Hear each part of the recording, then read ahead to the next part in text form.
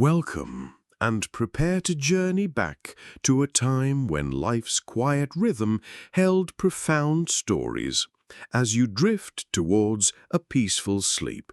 It is the year 1830, and a biting winter air hangs low over the market square, chilling your breath as it fogs and vanishes. Around your neck, a coarse rope rests, a stark symbol of your plight. The man who once offered you tender kisses beneath a church bell now holds the other end, his fingers rough, tugging the cord with a gentle, almost hesitant pull. Perhaps he fears the crowd's judgment, or perhaps, deep down, he fears you. You stand silent, unable to speak, as the auctioneer's booming voice, louder than your own racing heartbeat, shatters the stillness. "What am I bid for this fine woman?" he calls, the word woman cracking in his throat, tasting sour, yet echoing through the square. You close your eyes, the laughter, or what sounds like it, bleeding into the silence as your dignity wavers. Your shoes are damp, the frost seeping through the worn soles, each cobblestone groove a sharp, unwelcome memory beneath your feet. Despite the circumstances, your dress is clean, the only garment you chose to wear, a final act of human dignity. Your name, Sarah, is now unspoken, replaced by a cold list of attributes recited by your husband, the man with the trembling voice. 28 years old, 3 children, all your teeth, can cook, mend, obey, and stay silent, he declares, as if listing the specifications of a good plough horse, a chilling pride in his tone. You lift your bays to the market square, a stage where you are the object and the crowd your jury. A man steps forward, appearing kind, perhaps just not drunk, while another scrutinizes your hands for calluses, seeking proof of your capacity for labor. Then a familiar voice cuts through the murmurs. 3 shillings. It is Thomas, the kind man who brought bread when your husband's rage fled, the one who mended your son's shoe without charge. He is bidding for you, and though you do not cry, a strange, profound hope blossoms within you. This auction, somehow, is the most hopeful thing to happen in a year.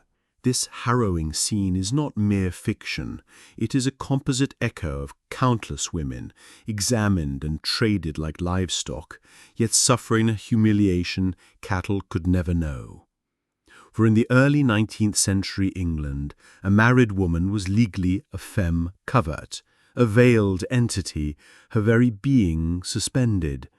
Her name was subsumed, her wages seized, her body owned, and her suffering made negotiable.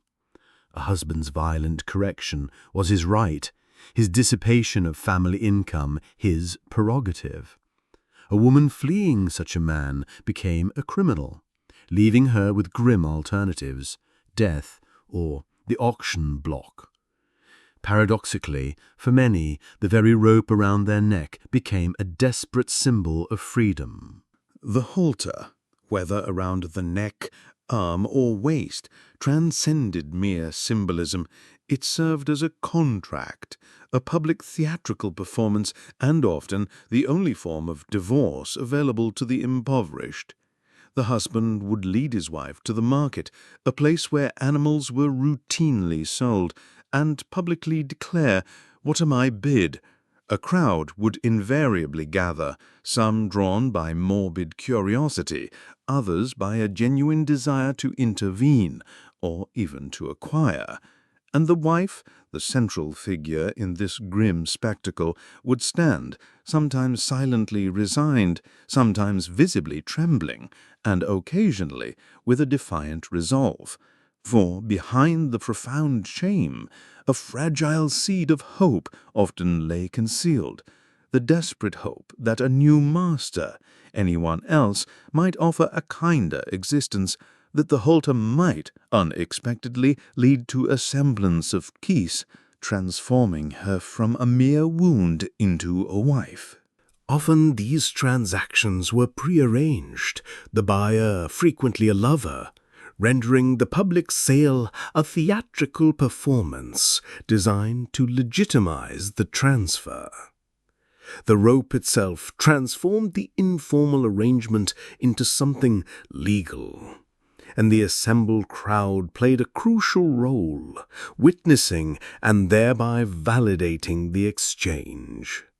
Without their collective gaze, there was no protection. An old husband could reclaim his wife, and she would have no recourse. But if hundreds witnessed the rope pass from one man to another, that was considered justice, however rough or crude. Sometimes after the sale, church bells would ring, celebrations would ensue at the local pub, and ostensibly the wife might even smile, for anything, truly anything, was deemed better than the hands she knew. Yet not every auction ended with the chosen escape. Sometimes the crowd turned hostile, the husband became too drunk, or the woman herself was simply unprepared for the grim reality.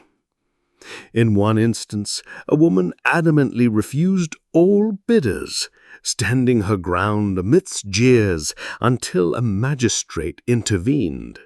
In another, a husband mid-sale changed his mind, only to be publicly slapped by his wife, a rare act of defiance.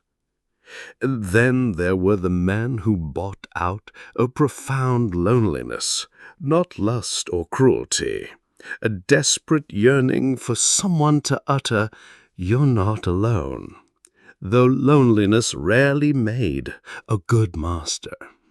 Tragically, children were often part of the price, not sold directly, but effectively transferred along with their mothers, becoming part of the grim transaction.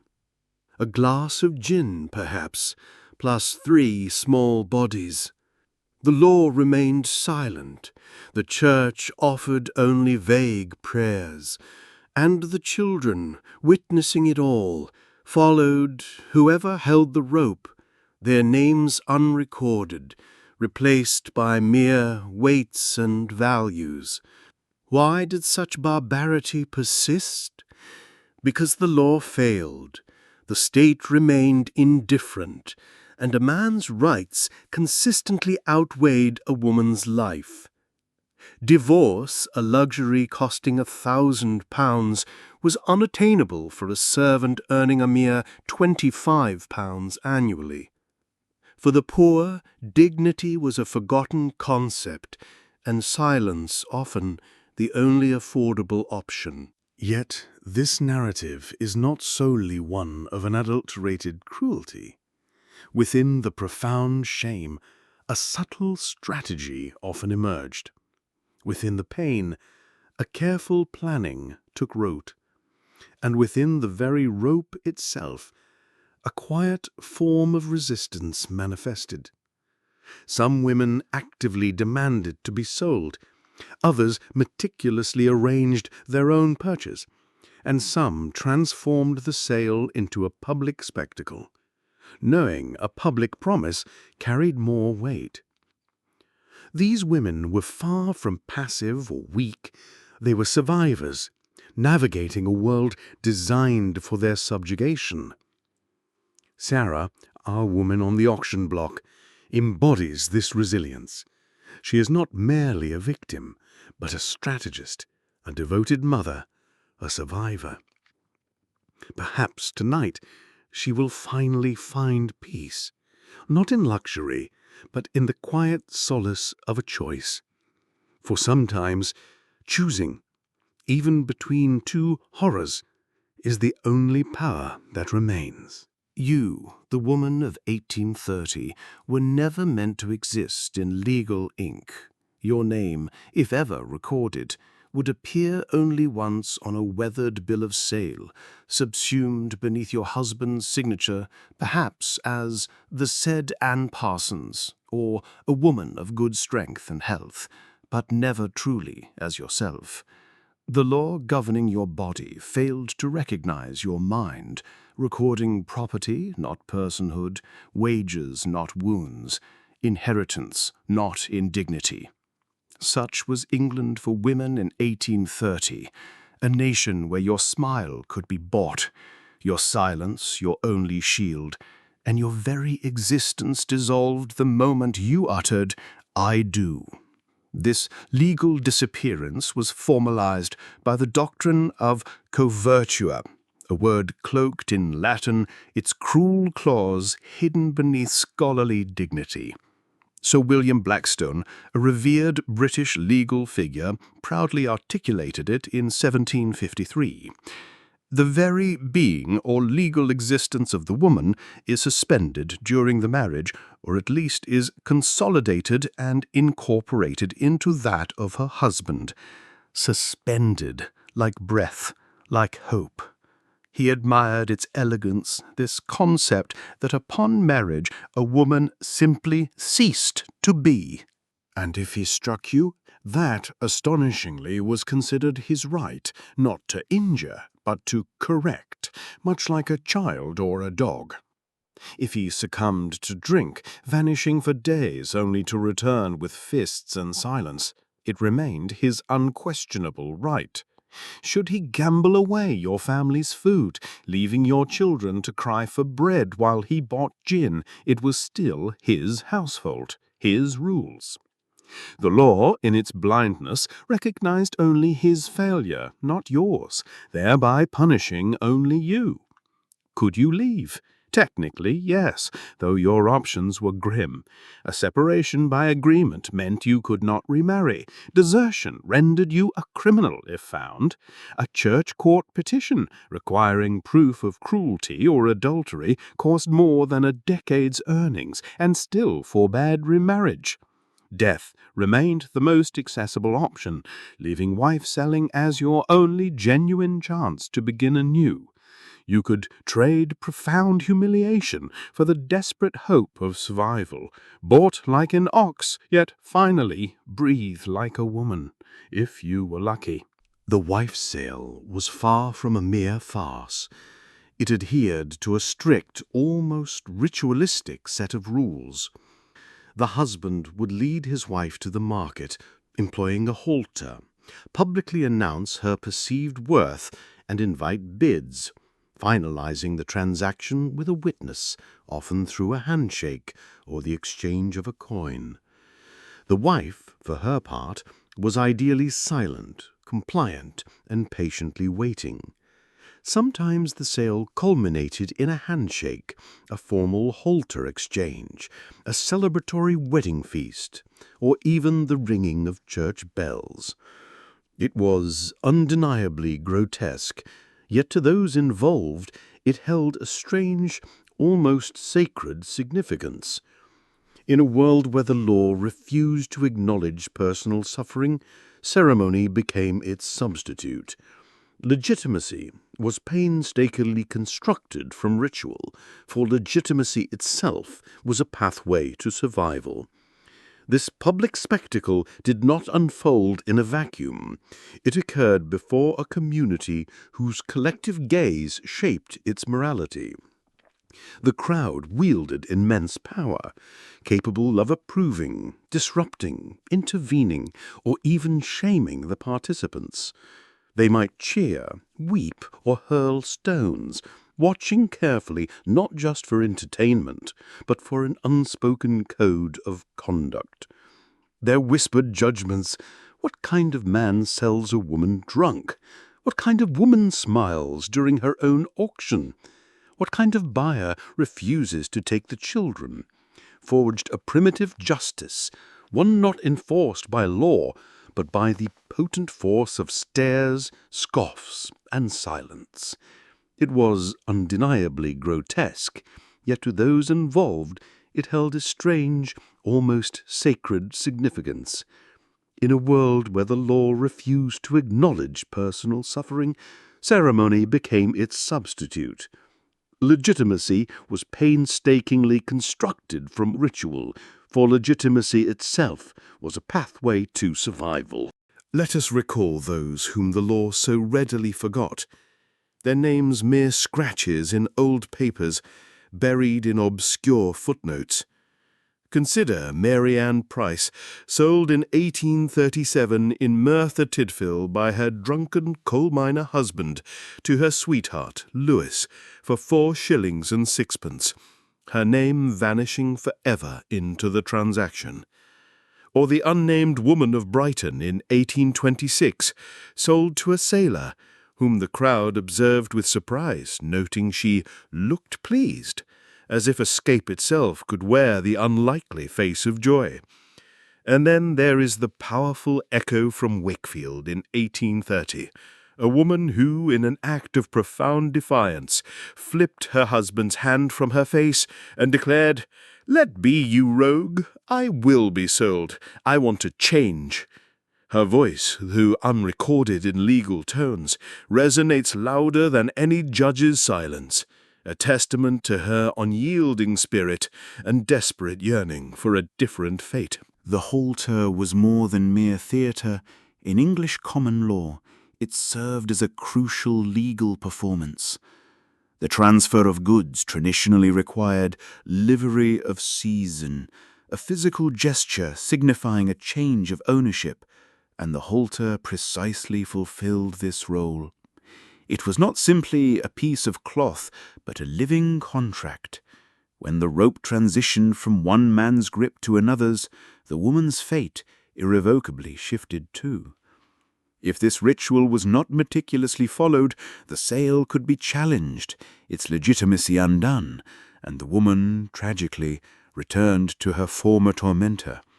Thus they adhered to the ritual with the solemnity of priests, the sorrow of mourners, and the desperate hope of survivors. And what of the children? Often they were included, their small lives inextricably linked to their mother's fate. In one poignant case from 1865, a woman was sold with 2 children, the buyer paying £100 for her and £25 for each child, a sum equivalent to over £18,000 today. Yet their names remain lost to history, remembered only by their weight, their tragic value, and the chilling silence of the law. Wife-selling was not uniformly distributed across England. It tragically flourished in regions like Yorkshire, Manchester, Sheffield, and the rural markets of the north, but notably less so in Scotland or the wealthier south.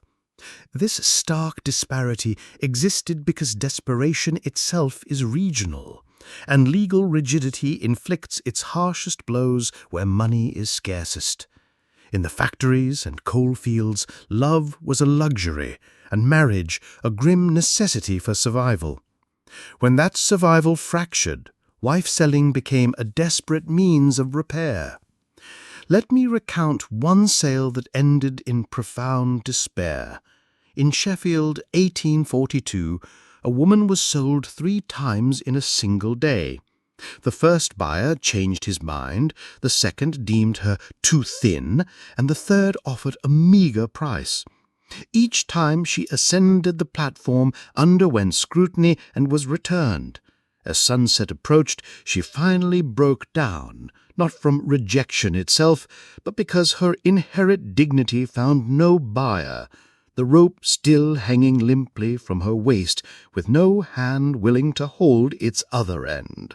Can we truly comprehend the complex emotional landscape of a woman on an auction platform in 1837? She was not merely enduring, she was meticulously weighing every detail, the kindness or coldness in a buyer's eyes, the gentleness or roughness of his hands compared to her husband's, the significance of his coin. Was it proof of her value, or merely another cage? Her choice was never between good and bad, but a stark dilemma between death, madness, or a stranger offering 5 shillings. This was not freedom, yet it represented a choice, and sometimes that slender thread of choice was enough to cling to life. And what was the state's response? Mostly a resounding silence. Occasionally, local magistrates attempted prosecutions, but without clear laws against the practice and with witnesses often supporting the transaction and wives unwilling to testify for fear of undoing the sale, the courts simply shrugged. When pressed, they would declare, "It is improper, but it is custom."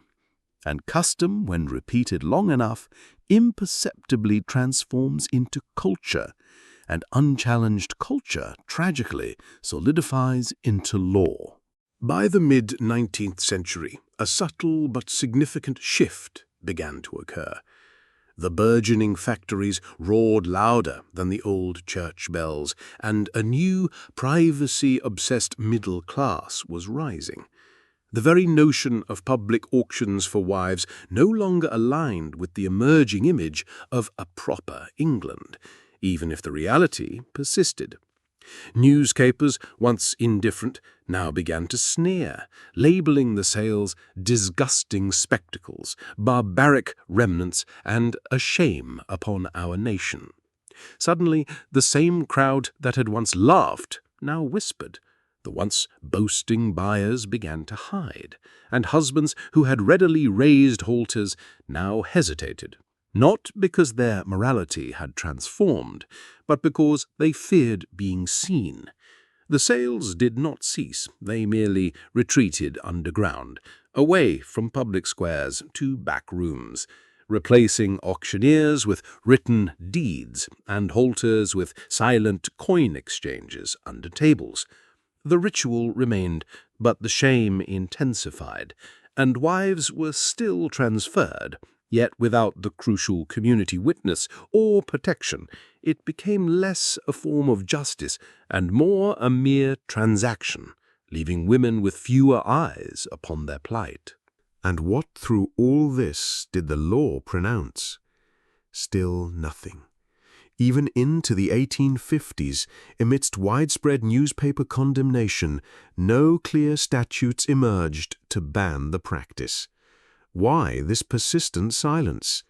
Because to ban it would necessitate acknowledging its existence, and acknowledging it would mean admitting the systemic failure that had endured for generations.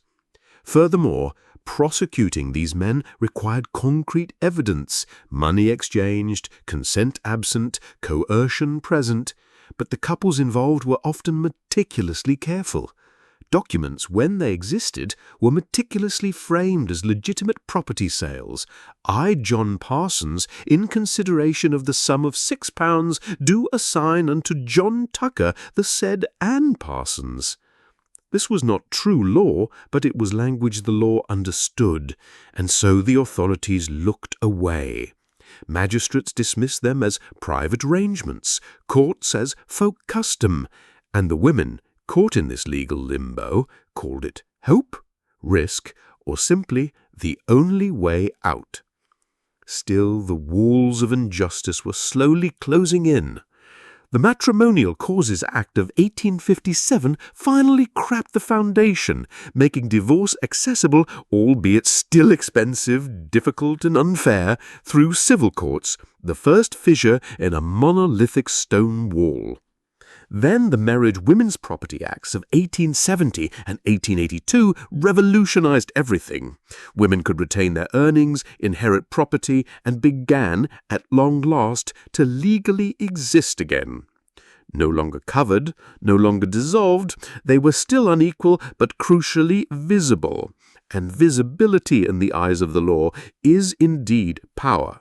Even as the legal landscape gradually transformed, the practice of wife-selling did not vanish overnight. Tradition, especially when convenient, tends to linger. The very last documented public wife sales in England occurred between 1880 and 1913. In Hucknall, 1889, a Salvation Army member, shockingly, sold his wife for a mere shilling. In Leeds, 1913, a woman testified she had been sold to her husband's workmate for just £1. By this late stage, the practice had become a profound embarrassment, devoid of crowds, wedding feasts, or any trace of its former grim humour.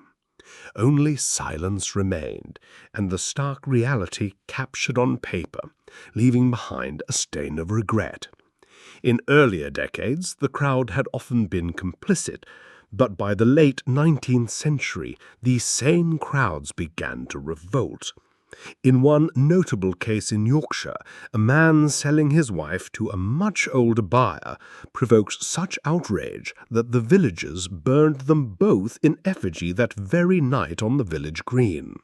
The message was unequivocally clear: we no longer accept this. It was not the law that changed hearts, but a growing discomfort, a concern for reputation, and the dawning realization that some traditions were simply not worth preserving. Let us pause here, resisting the tempting comfort of labeling them barbaric, for such a pronouncement flatters our present-day sensibilities. Wife-selling did not emerge from a vacuum. It arose because no other viable path existed. It happened because the primal scream of survival overshadowed the quiet whisper of shame. When the law offered no escape, people in their desperation forged their own doors, even if those doors were woven from rope. What remains of these women's stories? Not much, save for a few faded newspaper clippings, a handful of cryptic deeds, and fleeting anecdotes buried in history books, faint echoes of halters in antique shops. The women themselves are largely unnamed, their records often stating merely, "a woman, sold." We can never know how many smiled, how many wept, how many ran, or how many chose to stay. We know only this: they were there, enduring the biting frost, standing on the unforgiving stones beneath the watchful gaze of the crowd. And they walked forward, some propelled by hope, others by dread, but all possessing a profound courage that should forever haunt our collective memory. Let us not forget the children, standing on the periphery of the crowd, witnessing their mothers led by a rope, some following, others left behind. Some grew up believing this grim reality was normal. Some forgot their mother's face entirely, and some never forgave their fathers. Yet, paradoxically, some became fathers who never raised their voice, for memory, however painful, becomes a profound inheritance, even when the law remains silent. Consider the final story of Eliza, sold in 1901, her price unknown. We know only her words to the man who bought her: "Don't ever raise your voice to me. I've already survived worse than thunder." She remained with him for 31 years, childless, never formally married, but upon his death she paid for his funeral and, in a powerful act of closure, placed the halter in his coffin, not to honor him, but to finally bury the last tangible symbol of her harrowing past. The market square is silent now, the rope long gone, the husband and bids vanished. The stones are smoother, worn by generations who remained blissfully unaware of the grim transactions that once unfolded there. A supermarket now standing where women were once sold. Yet the silence itself carries memory, waiting not to haunt, but to ask, what truly was this phenomenon? Was it a mere folk custom, a legal grey zone, a barbaric relic, or a desperate system of survival? It was all these, and none in isolation. Wife-selling was not simply the act of a drunk husband. It was the agonizing final gasp of people ensnared in structures too rigid to bend, too blind to perceive the human beings breaking beneath their weight. It functioned as a desperate cry within a legal system that offered no mercy, a theatre of profound humiliation repurposed as a desperate strategy, a communal performance of legitimacy when the law itself failed to legitimize pain, a wound stitched shut with coins, silence, and the fragile thread of hope. It was not a joke, nor a myth, nor mere fiction. It happened for centuries. The true horror of wife-selling was not the rope itself, but the pervasive silence that allowed it to persist. It was the legal doctrine that meticulously erased women from ink, the church that prioritized obedience over mercy, and the crowd that, tragically, often laughed when it should have listened. And perhaps most chillingly, it was the undeniable fact that sometimes it actually worked. It offered a desperate escape, a second chance, a pathway, however cruel, out of an unbearable hell. How do we reconcile this paradox, that a woman could find a semblance of freedom only by being sold, that dignity had to be bought with profound shame, that consent wrapped in fear could still be more genuine than absolute silence? If she walked away with a gentler man, was it still violence? If she actively chose her buyer, was it still injustice? If the law never acknowledged her, but the community bore witness, was that truly justice, or merely a grim theatrical performance? Wife-selling imparts a profound lesson. It reveals what people will do when no existing system truly serves them. They create their own. When formal courts are prohibitively expensive, they devise rituals. When laws deny identity, they forge contracts in the street. When churches offer no absolution, they seek it in the rough comfort of ale, rope, and community. These solutions are undeniably imperfect, often cruel, and frequently unjust. Yet they are invariably better than nothing, and sometimes nothing is precisely what the prevailing law provides. We live in an era where the physical halter is long gone, yet how many women remain legally or economically tied to men they desperately wish to leave? How many are still forced to choose between violence and grinding poverty? How many are still reduced to mere assets in courtrooms, within homes, or in sensational headlines? We no longer auction wives, yet we shame them for seeking escape, penalize them for survival, and question their pain before we even begin to believe it. The rope has undeniably changed its form, but its pervasive tension, tragically, remains. What then do we inherit from those women? Not merely their profound tragedy, but their ingenious strategy, their unyielding refusal, and their haunting dignity. They stood in public squares, bearing immense shame for the elusive promise of freedom. They meticulously played the roles the world demanded of them, all in order to escape the lives it denied. They were not simply sold, they resisted through sheer endurance, careful calculation, and unwavering survival, even when survival necessitated smiling through chains. Return one last time to the woman in the square. She wears her finest dress, the rope chafes her skin, the frost bites, and the crowd watches intently. She says nothing, yet her silence is not submission. It is a profound calculation. She is observing the bidders, listening for every breath, patiently waiting for the precise moment when she can speak without being silenced. And when that moment arrives, she utters simply, "I choose." The square murmurs, her husband stammers, the buyer nods, and she walks forward, not towards absolute freedom, but towards a fragile, hard-won possibility.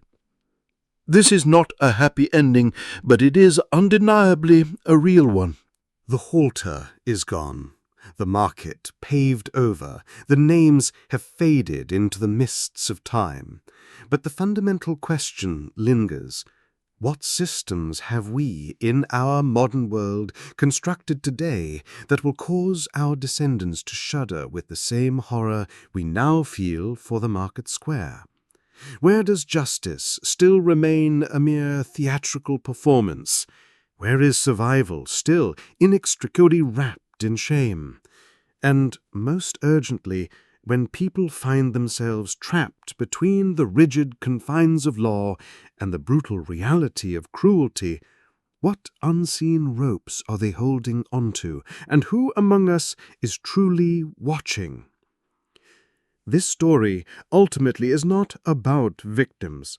It is about human beings who endured the unendurable by ingeniously shaping shame into strategy, transforming humiliation into a fragile hope, and turning a mere rope into a profound release. Let us remember them as they truly deserve, not as footnotes in legal history, but as women who stood on auction blocks and stared directly into the crowd as if to declare, "You may hold the rope, but I will write the ending." And that ending, even now, is still being written, silently, powerfully, across the centuries. As these echoes of a difficult past fade, may you find comfort in the present and drift into a peaceful, restorative sleep.